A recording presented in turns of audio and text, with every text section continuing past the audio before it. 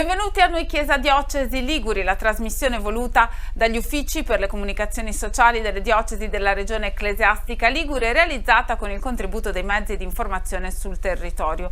A poche ore dal Natale, questa settimana iniziamo proponendovi una riflessione. La nascita del Signore, dunque il Natale alle porte, c'entra con il lavoro e nello specifico con il lavoro educativo, con il lavoro degli insegnanti? La risposta è sì, e questo lo ha detto il vescovo di Tortona Guido Marini nella celebrazione tradizionale presieduta in cattedrale con gli insegnanti cattolici che vivono quotidianamente il mondo della scuola. La riflessione ovviamente però si può allargare ed è interessante per tutti noi che ci accostiamo al grande mistero del Natale. Allora su questo vediamo il servizio.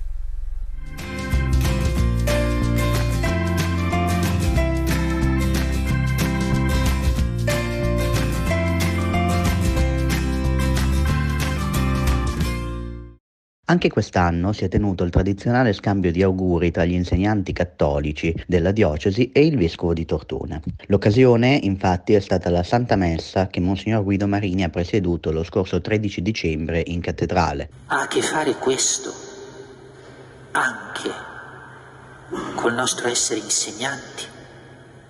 insegnanti di religione o insegnanti nella scuola. Ha a che fare questo. Sì, ha a che fare, perché i nostri ragazzi, i nostri giovani, i nostri bambini hanno bisogno di luce, hanno bisogno di uomini e donne che siano luminosi, hanno bisogno di parole e testimonianza che trasmettano lo splendore, e questo splendore ce lo dà Gesù Cristo. Hanno bisogno di intravedere nella luce di ciò che facciamo, nella luce di ciò che siamo, nella luce del nostro modo di insegnare, di intravedere colui che di questa luce è la sorgente e la fonte, e colui che donando questa luce cambia davvero tutto, rende bella la vita e realizza la speranza dell'antico profeta, come l'ha realizzata in noi. Preghiamo per questo, perché la nostra vita possa essere così, la nostra vita in generale e la nostra vita di insegnanti, illuminata dall'amore del Signore e dunque luminosa per questi nostri ragazzi che sono cercatori instancabili di luce e sanno riconoscere dove la luce c'è. Hanno il fiuto per capire quando un insegnante porta loro la luce, quella vera, che viene dal Signore Gesù.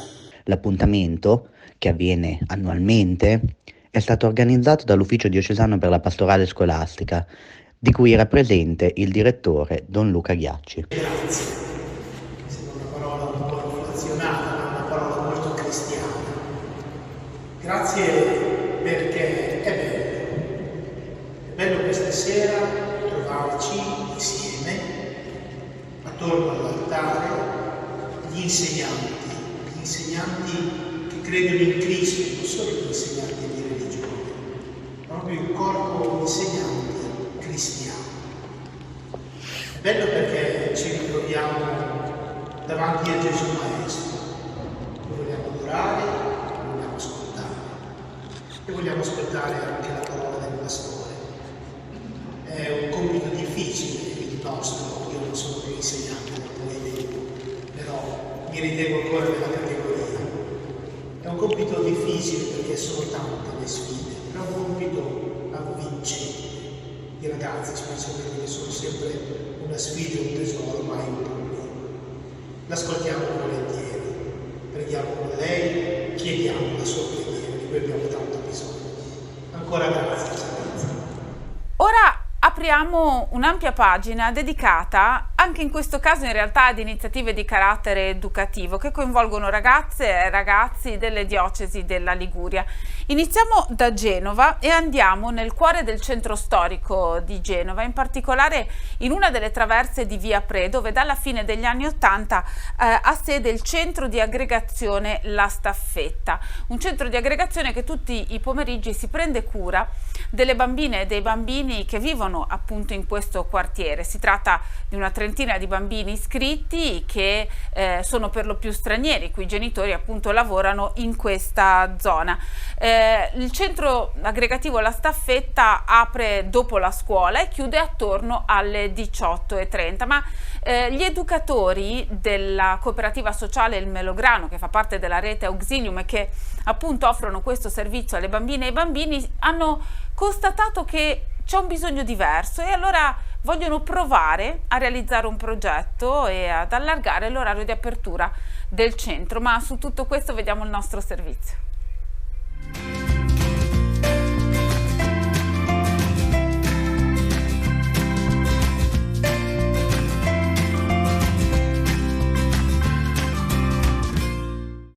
Nel cuore del centro storico di Genova, in Vico delle Marinelle, una traversa di Via Pre, dalla fine degli anni '80 c'è il centro di aggregazione La Staffetta, gestito dagli educatori della cooperativa sociale Il Melograno, che fa parte della rete Auxilium. Oggi il centro ha 30 iscritti. Accoglie bambini dai 6 agli 11 anni e fa un lavoro importante sul territorio proprio di riconnessione delle famiglie, riconnessione con la scuola, interviene con progetti educativi con i bambini, facendo laboratori sia anche appunto educativi ma anche creativi, laboratori di illustrazione, di lettura e varie attività anche ludico-sportive, gite, e tutto per offrire un'alternativa nuova ai bambini che vengono al centro. Ogni pomeriggio, dal lunedì al venerdì, gli educatori vanno a prendere i bambini a scuola e propongono loro attività di laboratorio fino alle 18:30. Alle 6:30 tendenzialmente le famiglie vengono a prendere i bambini, ma noi abbiamo, tanto per entrare un po' più nel merito, noi abbiamo bambini quasi tutti provenienti dalla comunità senegalese, dalla comunità del Bangladesh e anche bambini appunto o bambini italiani che comunque vivono tutti nella zona di Pre. Fondamentalmente noi ci concentriamo tutti i nostri bambini si concentrano in quella zona. E cosa succede? Spesso i genitori dei nostri bambini, dei bambini che frequentano il centro, hanno negozi nella via che chiudono fino a tardi, anche magari ristoranti, e quindi poi i bambini, dopo che i genitori li vengono a prendere, tornano in Piazza delle Marinelle dove c'è il centro e vengono a giocare, stanno lì fino a tardi, fino a che i genitori poi magari non chiudono il negozio e vanno a casa tutti insieme. La piazza dove noi svolgiamo la maggior parte delle nostre attività all'aperto del centro è comunque un luogo di ritrovo ed è un luogo, tra virgolette, che loro considerano casa proprio perché lo conoscono e lo vivono quotidianamente, anche quando noi educatori magari non ci siamo. Questo però ha fatto sì che riflettessimo un po' su queste dinamiche e provassimo a immaginare un nuovo progetto, cioè una staffetta aperta anche di sera in orario più serale, quindi sia al pomeriggio, quindi con il servizio diciamo solito che offriamo, quindi con la presa a scuola e poi le attività fino alle 6:30, ma poi anche per tutti i bambini di staffetta, per chi vuole rimanere aperti. Al momento proveremo con una sera a settimana per vedere un po' qual è l'impatto, per poi arrivare a coprire almeno 3 sere e poi speriamo magari anche tutte, oltre l'orario di solito di staffetta, quindi dalle 6:30 fino alle 9 circa. Un po' anche questa nostra nuova idea di servizio verso i bambini in queste ore più tarde, diciamo, nasce anche proprio da un'osservazione del quartiere, del sestiere, come si chiamano qui in centro storico, del sestiere di Pre. Da anni, soprattutto poi nell'ultimo periodo, la nostra rete, della quale facciamo parte noi educatori, sta lavorando proprio per riconnettere il centro storico, riconnettere il centro storico di Genova e far sì che tutto ciò che sono le sue possibilità vengano fuori. E tra questo si inserisce appunto anche questa nuova idea di una staffetta aperta alla sera, e proprio per questo stiamo lavorando molto, non solo con i bambini, ma proprio stiamo cercando di creare una rete che già c'era, ma stiamo rafforzando con gli abitanti, con i negozianti del sestiere, con le comunità che lo vivono quotidianamente. Fondazione Auxilium per questo Natale propone 4 scatole ricche di novità, 4 pacchi regalo ideali con cui donare una somma in denaro per offrire la possibilità alla staffetta di ampliare il suo orario. Andando sul sito della Fondazione Auxilium ci sono tutti i riferimenti per poter fare una donazione, c'è tutto spiegato, quali sono i nostri obiettivi, cosa vogliamo raggiungere, cosa vogliamo offrire di concreto nelle nostre attività e nel nostro progetto. E lì si può fare una donazione e aiutarci. Un altro modo è quello, anche se uno volesse, noi abbiamo un buon gruppo di volontari che ci dà una mano. Se ci sono persone che sono desiderose di fare una nuova esperienza di volontariato, la staffetta è un posto per potersi sperimentare, poter sperimentare le proprie capacità e la propria voglia di stare insieme a dei bambini in questo caso.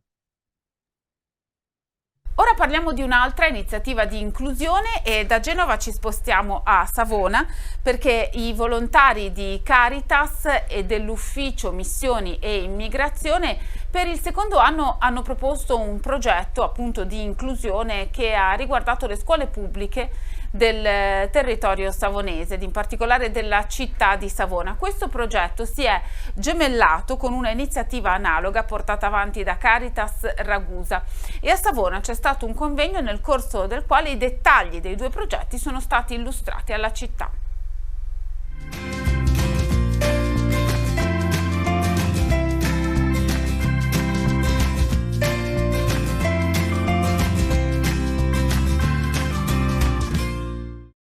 Ci sono 2 progetti educativi che si assomigliano. Uno è nato a Ragusa e si chiama Ribelli, l'altro a Savona, La scuola che sogniamo. Sono iniziative delle 2 Caritas diocesane. A Savona il progetto è realizzato in collaborazione con l'Ufficio Missioni e Immigrazione. Ne è nato un gemellaggio. I savonesi sono volati in Sicilia per conoscere i dettagli dell'iniziativa ragusana. Nei giorni scorsi Caritas Ragusa ha ricambiato la visita con un gruppo di giovani e le rispettive famiglie. In una mostra i 2 progetti sono stati raccontati al pubblico, sì, perché a Ragusa Caritas ha coinvolto gli studenti e le studentesse delle scuole in laboratori di arte varia per contrastare l'isolamento sociale e combattere la povertà educativa, e uno di questi è stato realizzato attraverso la fotografia.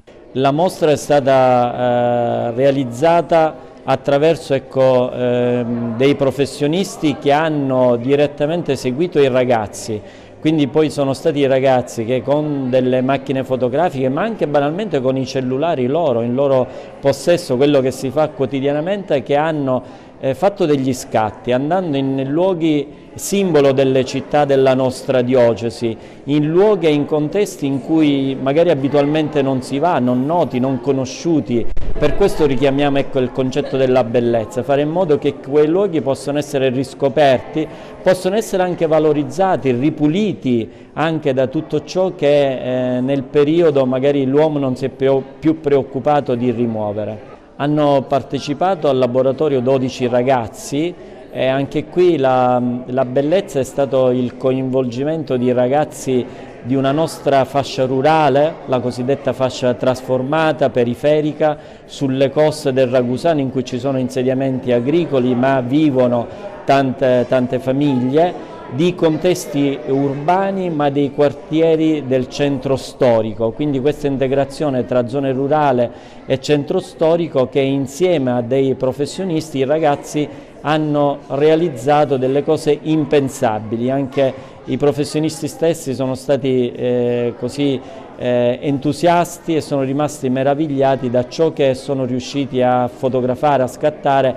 a donare al pubblico che avrà la possibilità di vederla. Accanto alla mostra il progetto ha permesso di mettere in scena anche uno spettacolo teatrale. Fare in modo che i ragazzi possano essere i protagonisti, non pensare soltanto noi adulti a loro, ma loro stessi dirci alcune cose, come dire, vedere con gli occhi il cuore, la mente, i pensieri dei ragazzi, e questo è l'obiettivo della mostra. Attraverso gli scatti quindi andare oltre, vedere quello che in quel momento il ragazzino, la ragazzina ha potuto fotografare, ha potuto vedere, soprattutto rilanciando la bellezza. Questo è il tema grande anche del progetto Ribelli dell'Associazione Tetti Colorati, che vuole proprio fare in modo che si vada oltre ai pregiudizi, oltre ai pensieri, oltre all'apparenza. Caritas Savona ha realizzato un progetto analogo nelle scuole pubbliche del territorio. Noi come diocesi di Savona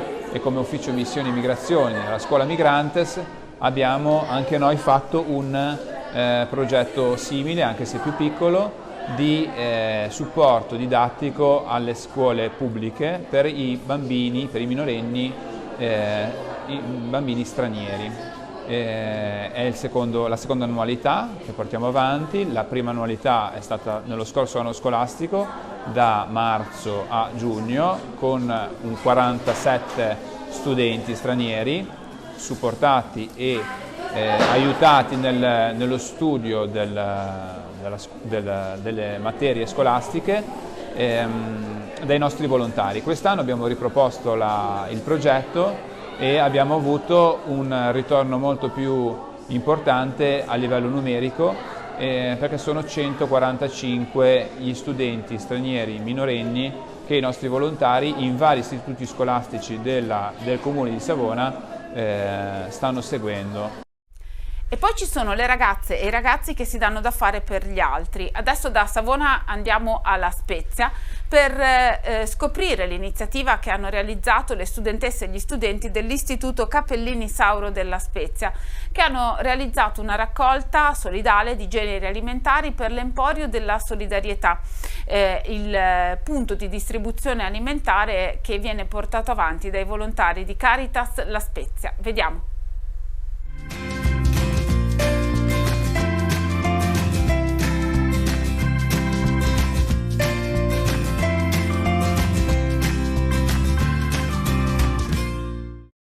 Questa manifestazione ci aiuta ad essere più bravi anche nel periodo natalizio, ci spinge ad aiutare le persone più bisognose che rispetto a noi non possono comprare, e quindi ognuno dovrebbe riuscire a dare il proprio aiuto. Quello che provo io mi fa stare bene con me stesso e poi mi sprona anche a cercare di migliorare me stesso, ma anche un po' quello che è il nostro piccolo. Solidarietà, ma anche momento di festa. Quest'oggi in Piazza Europa gli studenti dell'Istituto Superiore Cappellini Sauro si sono messi a disposizione per raccogliere generi di prima necessità a favore dell'Emporio della Caritas diocesana. So che per te è poco, per altri è indispensabile. Con questo slogan si è tenuta la raccolta alimentare. L'iniziativa fa parte di un progetto ormai consolidato da alcuni anni tra la scuola di Viale Italia e la Caritas. Abbiamo fatto un progetto enorme dove i ragazzi partecipano attivamente alla vita dell'Emporio e qui ne abbiamo il fulgido esempio. Da tutto questo i ragazzi si sentono totalmente gratificati di mettersi a disposizione del prossimo. In generale ci fa sentire meglio perché stiamo dando un'opportunità a delle persone che hanno più bisogno di noi. È bello perché riesci a aiutare appunto una persona più debole e fai felice qualcuno intanto. Sorridenti e felici. Un modo, tramite la scuola, di fare volontariato. Lo stare tutti insieme al di fuori degli obblighi scolastici. Oggi è sabato, un sabato pomeriggio, potrebbero essere ovunque, potrebbero essere in via Prione, da altre parti, invece sono qua a dimostrare un po' a tutti che è una gioventù meravigliosa, una gioventù per la quale bisogna veramente spendersi e credere. I giovani e gli studenti per la Caritas sono un valore aggiunto per tutta la comunità. Sì, veramente devo dire che è come vedere delle stelle che si accendono, veramente danno luce e speranza a questo tempo che ha bisogno di avere questi momenti di forza. Ecco, l'anello debole si intitola il report della Caritas sulla povertà. Ebbene, loro oggi hanno rinforzato tanti anelli deboli perché grazie proprio al loro sorriso, alla voglia di questi ragazzi, questo Natale può essere diverso per tanti fratelli e sorelle che altrimenti sarebbero senza cibo per la loro cena, per il loro pranzo di Natale. Qualcuno dice che qualcuno deve scegliere tra curarsi o mangiare, ecco no, vogliamo fare in modo che né uno debba scegliere se curarsi o mangiare, ma possano anzi avere quel giusto e quel rispetto per la loro dignità che a ognuno è riservato e deve esserlo così da tutti, dal mondo, dalla realtà in cui viviamo. E questi ragazzi sono veramente un segno di speranza grandiosa, quindi è incommiabile, hai detto, e lo confermo di cuore. L'Emporio, tra le sue ricchezze e le sue bellezze, è proprio anche la presenza di questi volontari così giovani che hanno un entusiasmo incontenibile, bellissimo, e la loro fantasia, la loro voglia di mettersi in gioco per chi è meno fortunato lo si vede nei frutti di questa giornata di raccolta, come in tutte le raccolte che fanno. Quindi sono veramente un'aurora di speranza per l'Emporio e per quanti lo frequentano. Io credo che sia una delle scommesse più importanti guardare anche a loro proprio come una foresta di bene che sta crescendo. A volte sembra che qualche albero che cade di male faccia più rumore, ma c'è una foresta di bene, loro lo sono, che sta crescendo e portano vita nuova, ed è quella che ci serve in questo momento. Ovviamente sono molte le iniziative di solidarietà in questo periodo natalizio, ce n'è una però in particolare che è iniziata e che si protrarrà fino a primavera, ed è l'accoglienza notturna delle persone senza fissa dimora nei locali del seminario arcivescovile del Righi a Genova. Vediamo.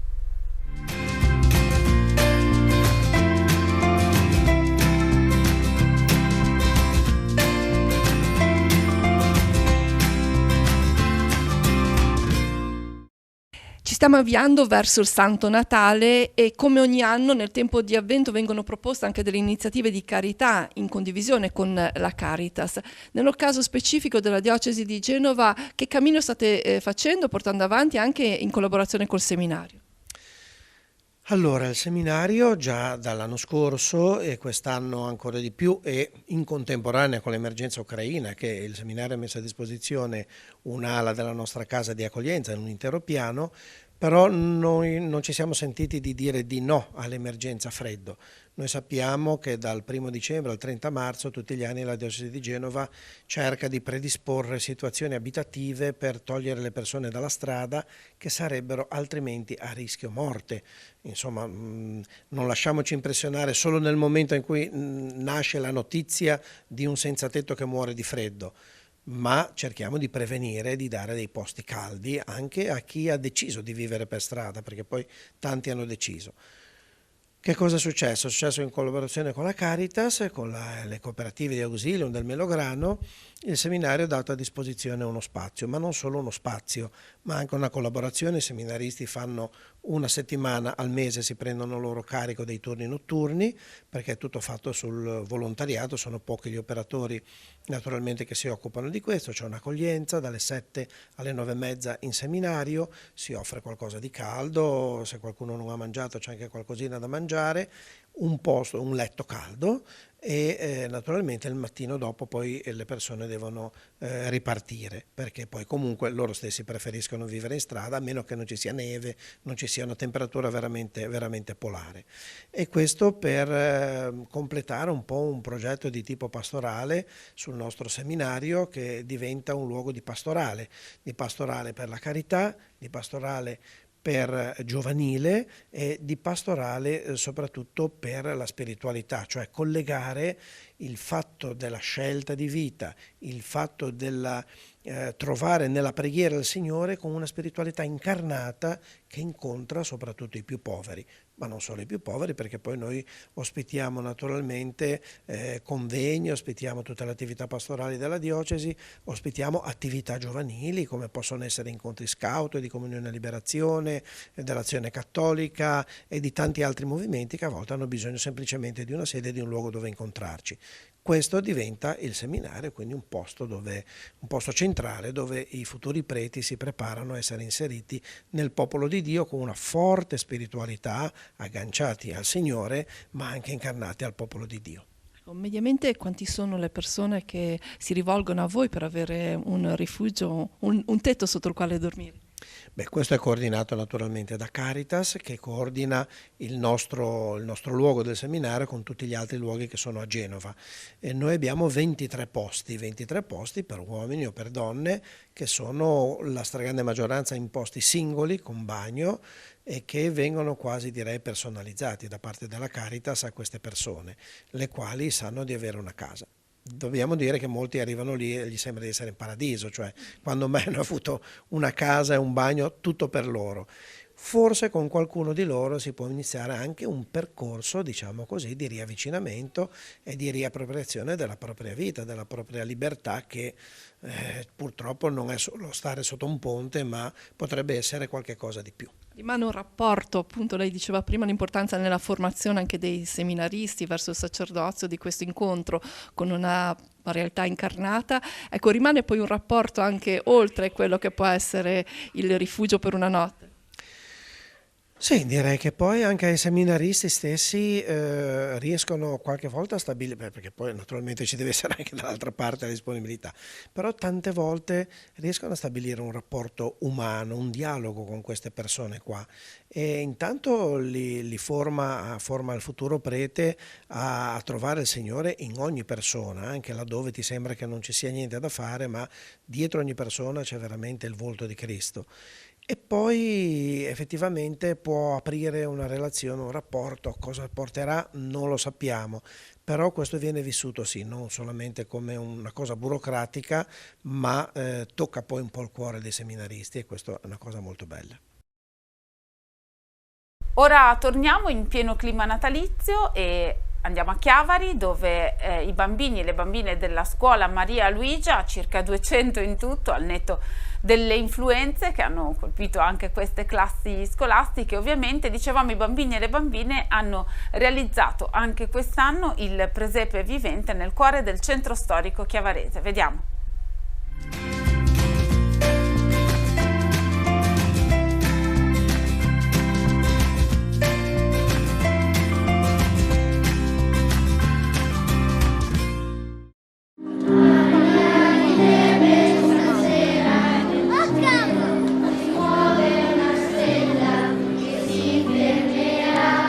Maria e Giuseppe che arrivano a Betlemme con il loro asinello, stanchi e affaticati, ma per loro non c'è posto dove riposare. Tutti sono indaffarati nelle varie faccende di casa e di bottega, l'unico riparo è una piccola stalla dove i due si sistemano per passare la notte.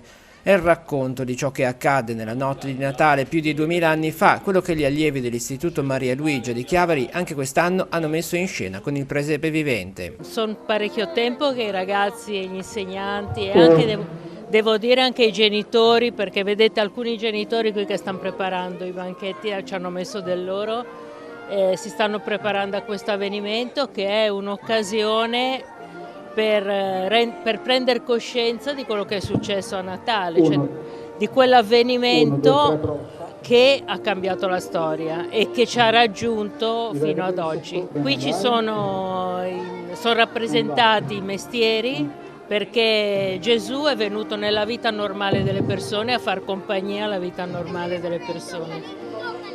Tutti i mestieri, e in mezzo alla vita che si svolge così nella sua normalità è accaduto questo fatto, li vediamo alla capanna, questo fatto che sembra irrilevante in un mondo così lacerato, ma che è quello che oggi ci dà speranza. Oltre 200 i bambini coinvolti che con la musica o l'interpretazione dei diversi personaggi hanno animato la scena allestita sotto il Palazzo della Cittadella in piazza Mazzini. Il racconto dei fatti della nascita di Gesù è stato intervallato dai canti del coro, mentre nei diversi luoghi della piazza la vita ferveva come in un giorno qualunque. C'è chi preparava la pasta, batteva il ferro, serviva ai tavoli dell'osteria, pescava, coltivava l'orto o pascolava il gregge. Quanti bambini coinvolti, quanti insegnanti? Ma tutti i bambini sono stati coinvolti in tutta la scuola, quindi sono 280 bambini. Qui ce ne saranno presenti un po' meno perché l'influenza sta falcidiando abbastanza. E come hanno vissuto questo momento, con che spirito? Sono molto contenti e poi vedrete, insomma, molto partecipi, ognuno si è immedesimato nel personaggio e quindi insomma si è immedesimato in questa vicenda, in questo avvenimento qui. Ora vi mostriamo altre immagini di un altro presepe vivente che è stato guidato dal vescovo a Tortona e che ha coinvolto davvero tante famiglie, tante ragazze, tanti ragazzi e al cui ha partecipato anche il sindaco che ha voluto porgere gli auguri natalizi. Vediamo.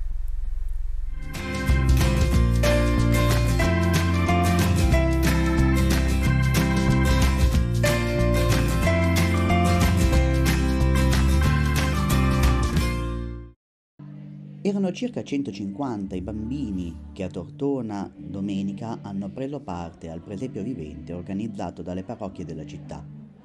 Partendo processionalmente dal santuario della Madonna della Guardia, accompagnati dal vescovo Monsignor Guido Marini, sono giunti davanti alla cattedrale, dove è stata rappresentata la Natività fino all'arrivo dei magi, che hanno offerto oro, incenso e mirra.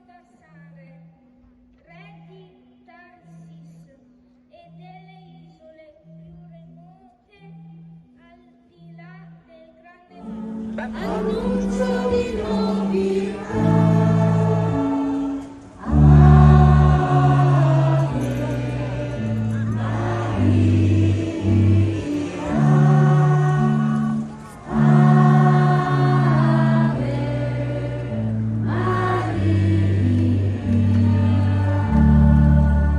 Bambino, ti diamo un bacio.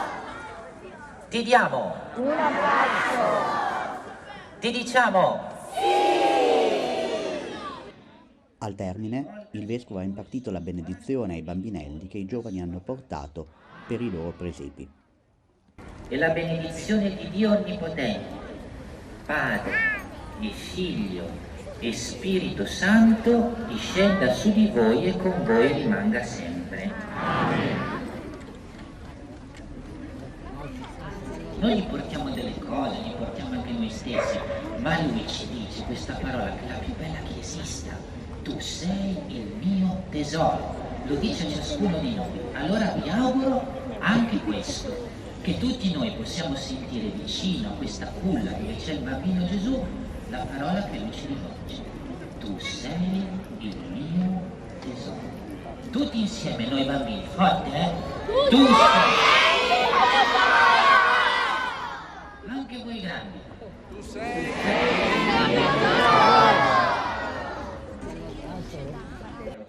Era presente anche il sindaco di Tortona, Federico Chiodi, che ha portato il suo augurio a tutti in vista del Santo Natale.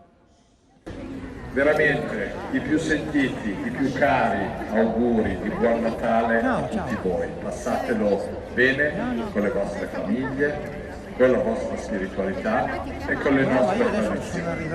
Tanti cari auguri di Buon Natale. Terminiamo così il nostro appuntamento settimanale con Noi Chiesa Diocesi Liguri. Ovviamente ci rivediamo dopo Natale e tanti auguri a tutti voi.